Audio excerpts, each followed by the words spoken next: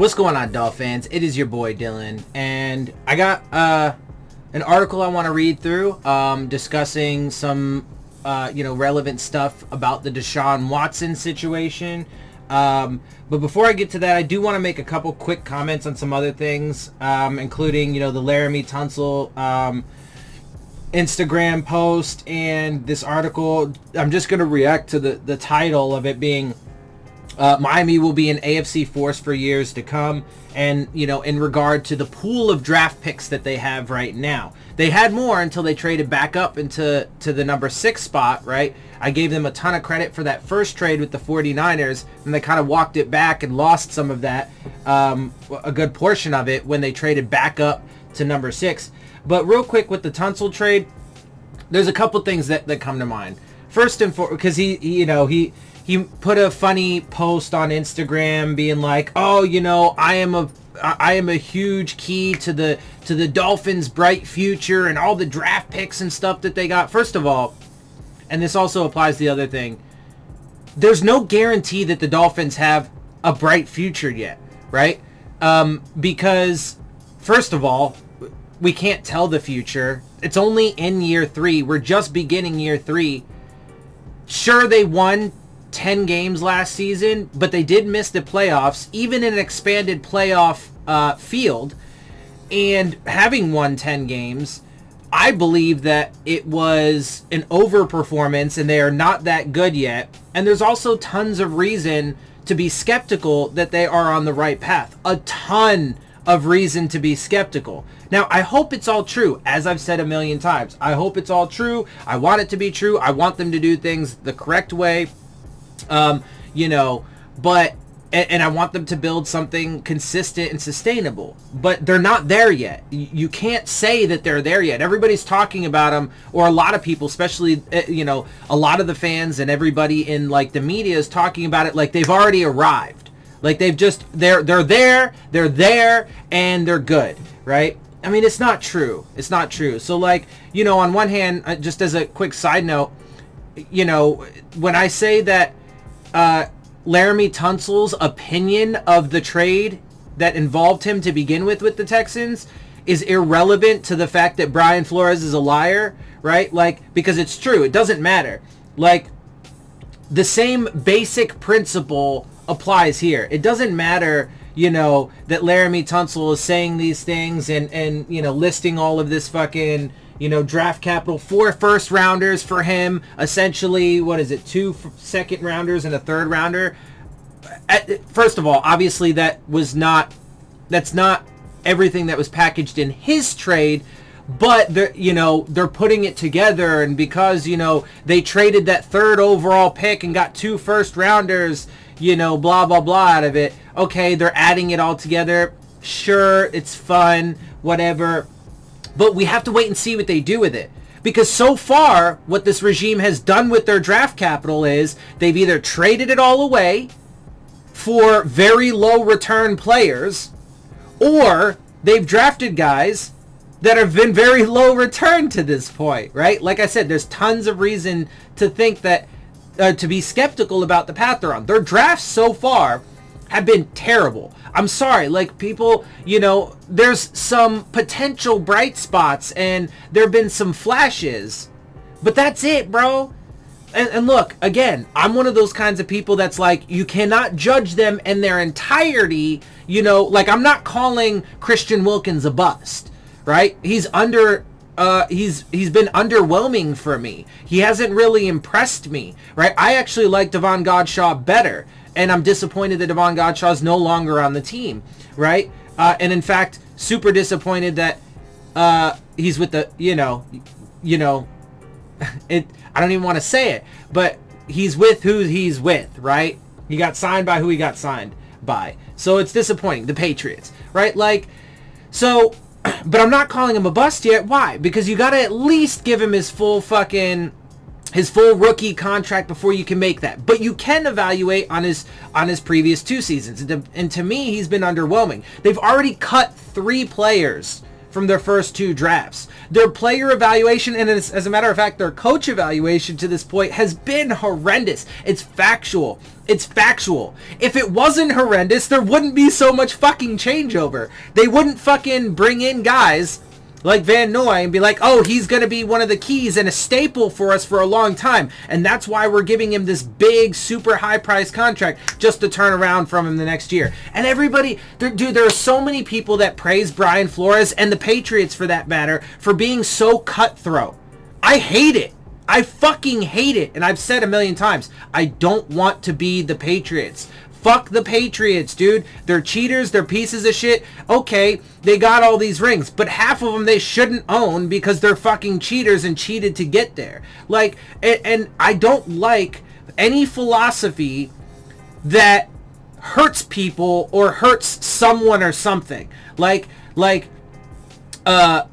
don't like the cutthroat fucking philosophy, bro. Like, that's why I liked Adam Gase's approach a lot more. Unfortunately, it's been proven that in the NFL and the world in general, the cutthroat is the way to fucking get it done, because the world is a shitty place that is designed to be that way. You have to be a despicable person to get to the top. It doesn't matter what you're talking about, right? It doesn't matter if you're talking about sports. It doesn't matter if you're talking about being a politician. It doesn't matter if you're talking about any kind of business. You literally have to be as the more despicable of a human being you are, the higher you're going to go, right? And the less despicable of a person you are, the lower you're going to be. Hence my positioning in life. So, I don't like those philosophies. I don't like that cut, and so I don't want to be. But having said that, I find it very hard to believe that he is actually going to be able to replicate what the Patriots did, right? Because 1, he's not Bill Belichick. 2, they don't have a Tom Brady. And 3, I don't think Stephen Ross has any fucking idea what he's doing and is a desperate old fool and thinks that he can just throw resources at it. I don't think that the proper, pieces are in place. And they would also have to implement the fucking cheating part of it as well, which I'm not on board for. So, and then of course, I very much disagree with the tanking philosophy, right? So I just don't, none of it sits well with me. Everybody else is like, yeah, bro, fucking cool. Let's fucking, I'm sorry. I just can't get on board with that kind of shit. Anyway, so again, we'll see. I hope that it all turns out well. But I am super skeptical, and there's definitely plenty of reason to be skeptical. All right, so now let's get to the main topic, though, of this video. There's this report. People at highest levels of Miami Dolphins planned to pursue Deshaun Watson. Now, they put it in a past tense. So before I actually get through the details of this, I want to say a couple things at the onset. So, 1, at this point in time, there does look to be a high probability that the Dolphins do not trade for Deshaun Watson. That doesn't mean that they're not going to, and in fact, they are certainly set up to do so if they should choose. They would still have to unquestionably clear a ton of cap space. It's interesting to me that they still haven't done anything for cap savings moves. And so, logically, unless they want to go into this season just absolutely having no room whatsoever, they have to clear some space. So it'd be curious to see. And they would have to do that for sure if they were to trade for Deshaun Watson. So I could be wrong. It could turn out that my prediction that they were going to do that could be wrong. But let's note, though, that the reason why that could be wrong, as I have said, is because of the legal issues. Those obviously were not something that I could have predicted or foreseen, right? And so therefore, it was not part of my evaluation. This report, and of course, I mean, there are multiple people talking about it and stuff, but of course they were in on it. Of course they were in on Deshaun Watson, and they still could be, like I said. But it proves me right in a couple of other ways, though, right? So while it may turn out to be that I was wrong, that the Dolphins don't trade for Deshaun Watson and thereby also do not have a big splashy signing in free agency this season, that doesn't mean that they didn't really fucking want to, and that wasn't actually their plan from the jump, from jump, right? And it doesn't mean that they're not a team that would, and a franchise that would be big spenders in free agency. One, because they literally just did it last offseason, and they wanted to this offseason, right? So it proves even further Stephen Ross's desperation and stuff. But let's go ahead and start getting into this article, and we'll talk about it more. A new report indicates that prior to Deshaun Watson's recent legal trouble, so this was the development, the thing that changed it, and I have said since then, if they don't do it, it will be because of this, right? So while it may turn out to be that I was wrong about that initial prediction, it was because of unforeseen circumstances, and as soon as those circumstances came up, I said, look, I think the Dolphins are, and I still think this, that the Dolphins are still at the top of the list. Should that become an eventuality, should Deshaun Watson be traded, I still think the Dolphins are at the top of the list. And in fact, with the additional draft capital that they did get, even though it turned out to be pretty minimal at the end of the day, it just turned out to be a 2023 first round pick, because they traded back up with the Eagles, they are even more primed to do it than they were before, right? So I do absolutely still think they are at the top of the list should that end up happening. However, with the new developments, that probability has decreased drastically. And so, right, they could luck out in a manner of speaking, because they could be saved from themselves, right? Because it's clear that they wanted to do this. It couldn't be more clear, okay?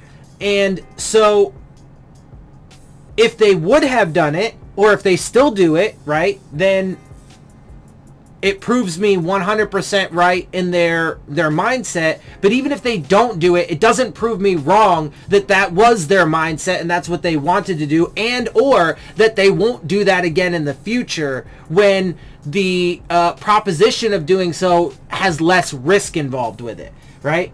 Anyway, so Barry Jackson had tweeted this out. To be clear, the Dolphins fans who bristle at Watson mentions before his legal issues, Dolphins planned to pursue him. According to to close associates of people at highest levels of the team, which means, dude, it doesn't get any higher than Flores, Greer, Reggie McKenzie, Marvin Allen. That's the three in the front office. And Stephen Ross. It doesn't get higher than that. So that means it came from somewhere there at the highest levels of the team. So it's pretty undeniable that that's what they wanted to do, even if they get saved by from themselves because of the legal issues. Now, obviously, less likely. They were always committed to Tua if they didn't get Watson.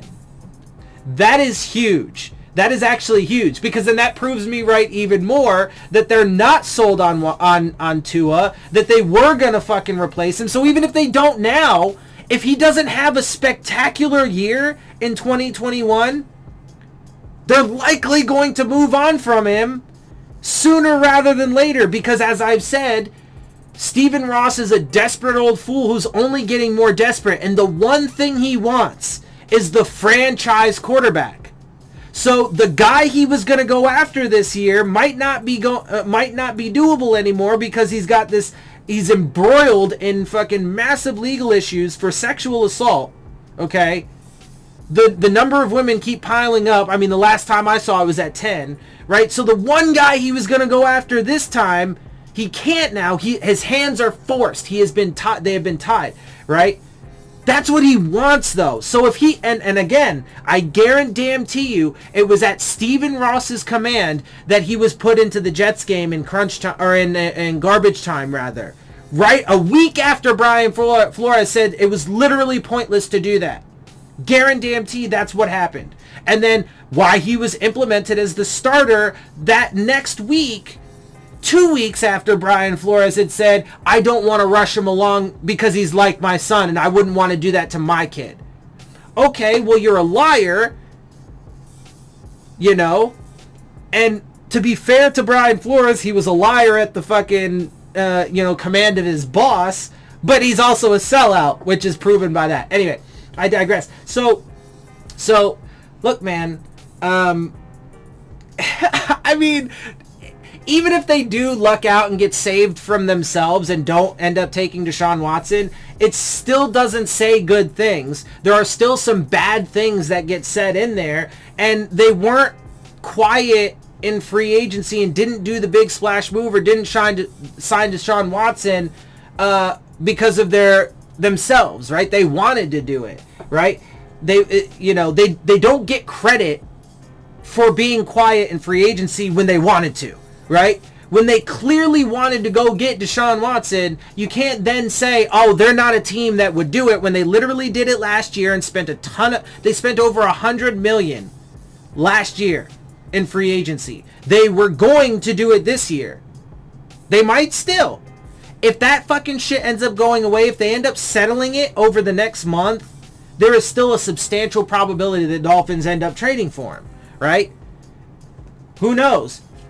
I just saw, actually, as a matter of fact, I just saw a news report that a college, I don't remember what college it was, paid over $1 billion in settlements to girls and their families or whatever, victims of, I want to say it was one of the sports team doctors from that college.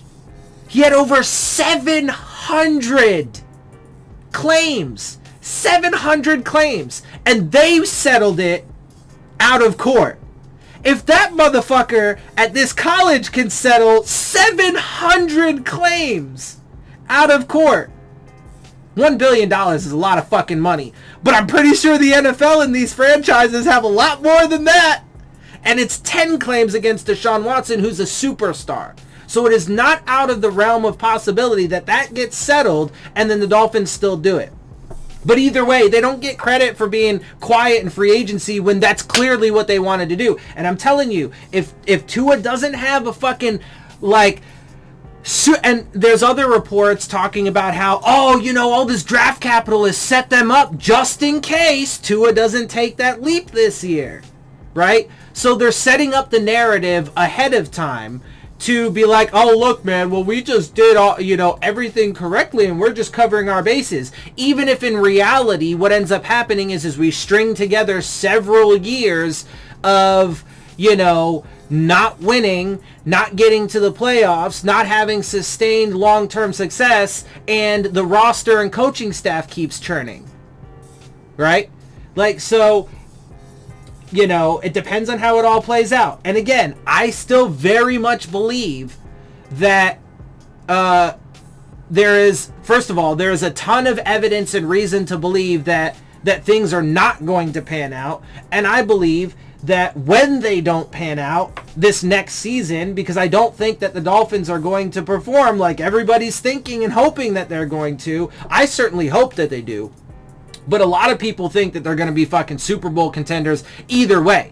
They think that, we don't need Deshaun Watson because we're going to build such an amazing team around Tua. Or if they trade for Watson, then, we got Watson. So we're automatic Super Bowl contenders. Either way, there's a lot of delusional people out there that think that the Dolphins are automatically Super Bowl contenders this season. I hope that's the case. I really do. But hopes and wishes and dreams don't make things reality. Okay, so there's plenty of reason to believe that the Dolphins have a significant probability, especially with the expectations that they have, of taking a step backwards. Okay, so if they don't win 10 games this upcoming season, and if Tua has just kind of a year or whatever, mark my words, Brian Flores and this regime are not going to last much longer, and neither will Tua. So anyway, in recent weeks, Watson has been the subject of a flurry of sexual assault allegations. Unsurprisingly, the allegations have chilled the trade market for him, while the Texans continue to state, they're going to, whatever. I don't really need to read the rest of this. We already know the deal. Texans are saying they're not trading him, blah, blah, blah, blah, blah, whatever. He had a monster season, so on, so on, so on. So, look, and I've said really all I have to say. Look, it's It's an interesting situation to be sure. But either way, like I said, there are still some takeaways that paint a negative picture, if you will, or, you know, put a negative connotation onto things.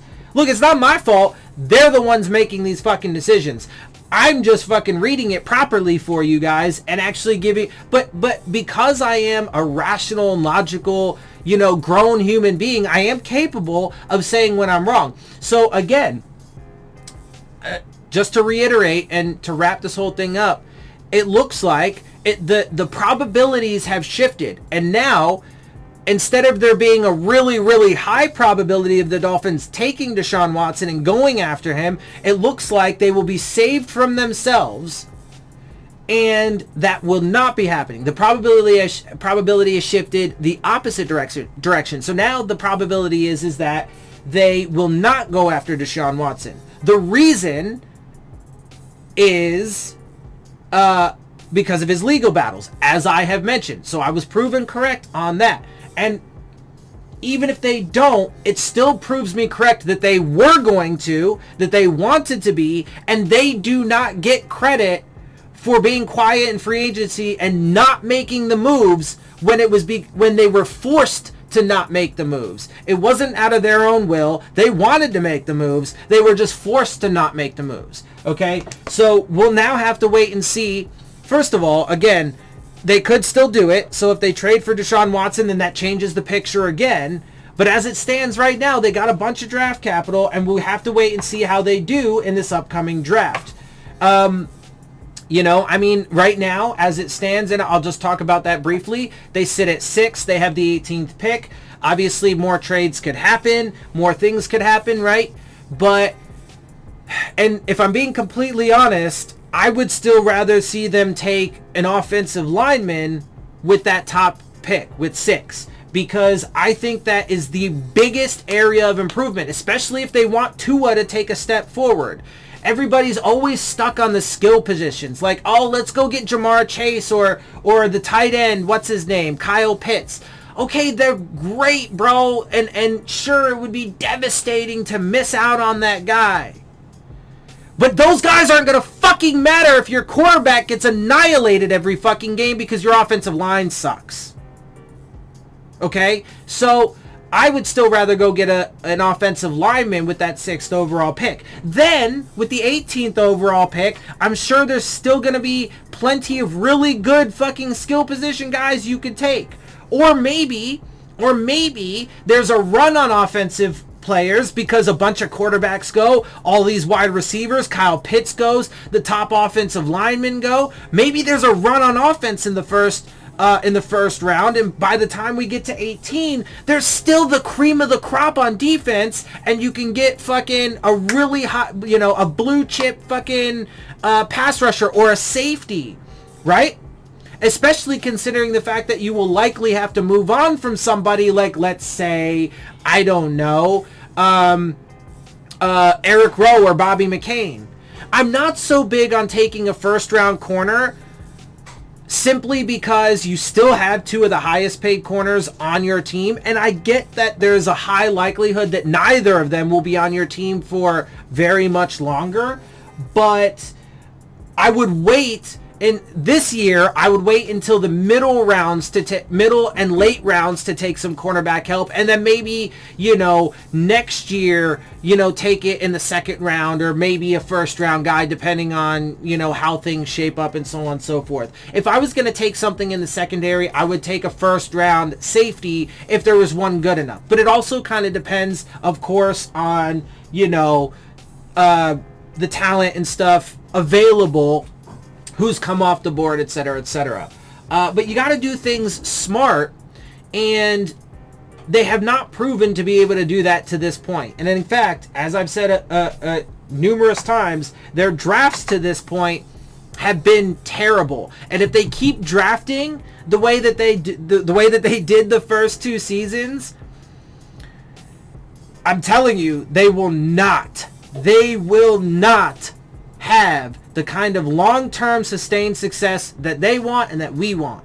They will not. If they cannot draft properly, and if they continue being such shit evaluators with players and coaches, I promise you, they will not make it to that fucking Graceland. They will not make it to the other side. It's always going to be greener over there than it is here, because they suck at their jobs. Anyway, let's see how it all turns out. We are literally about a month away. Actually, a little less at this point, I think, because I think it starts... or maybe exactly a month. I'm not sure what the dates are off the top of my head. Either way, we are about a month away from the draft. So, there is still some time for some more craziness. The Deshaun Watson shit could go away. They could trade for him. Or we have a month to see what the Dolphins do in the draft and if they finally fucking figure out how to draft properly. Alright, with that, I'm going to get out of here. I hope you guys appreciate my perspectives. If you do, make sure you hit the subscribe button, make sure you hit the like button, make sure you hit the bell if you want to get the alerts, share my channel and videos with your friends and family, leave your questions, comments, and concerns down in the comment section. Of course, as always, follow me on Twitter at Dillon Tartaro. And with that, I am out. I'll see y'all soon. Phins up.